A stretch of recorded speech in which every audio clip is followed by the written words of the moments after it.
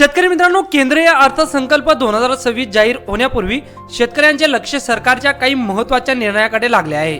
शेतकऱ्यांसाठी थेट आणि महत्त्वाचे प्रश्न म्हणजे दरवर्षी मिळणारी 6,000 रुपयाची मदत वाढणार का? किमान आधारभूत किंमत म्हणजे MSP कायद्याने बंधनकारक होणार का? आणि खत अनुदानात कपात होणार का? विविध अहवाल आणि रेटिंग संस्थांच्या अंदाजानुसार सरकार शेतकऱ्यांच्या हातात थेट पैसा देण्यावर भर देऊ शकते, तर अनुदान व्यवस्थेत हळूहळू बदल करण्याची दिशा दिसत आहे। शेतकरी मित्रांनो, अर्थसंकल्प 2026 संदर्भात शेतकऱ्यांची सर्वात मोठी अपेक्षा म्हणजे PM किसान योजनेभोवती फिरत आहे।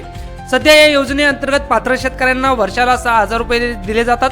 मात्र वाढती महागाई लक्षात घेता रक्कम अपुरी असल्याचे अनेक शेतकरी संघटनांचे मत आहे। त्यामुळे वार्षिक मदत 10,000 रुपयापर्यंत वाढवण्याची मागणी जोर धरत आहे। शेतकरी मित्रांनो, महागाई झपाट्याने वाढली आहे, पण मदतीची रक्कम तशीच आहे। सरकारने याकडे गांभीर्याने पाहायला हवे अशी अपेक्षा शेतकऱ्यांकडून व्यक्त होत आहे।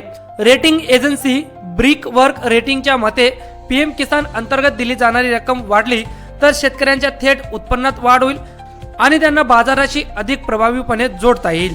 काही अहवालानुसार सरकार मध्यस्थीची भूमिका कमी करून थेट कॅश ट्रान्सफरद्वारे शेतकऱ्यांना मदत देण्याच्या दिशेने पावले टाकू शकते।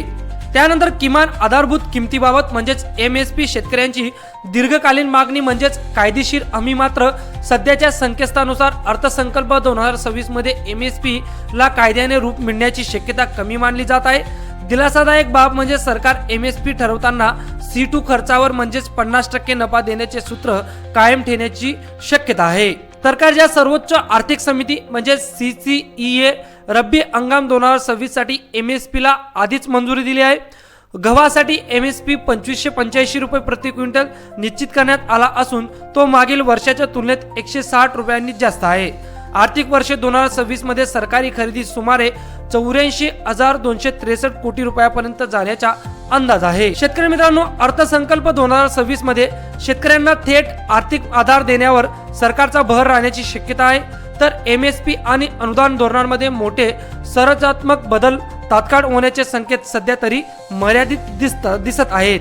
तर शेतकरी मित्रांनो, PM किसान सन्मान निधी योजनेची रक्कम वाढली तर याचा डायरेक्ट जो लाभ आहे तर तो सर्व पात्र लाभार्थी शेतकऱ्यांना होणारच आहे।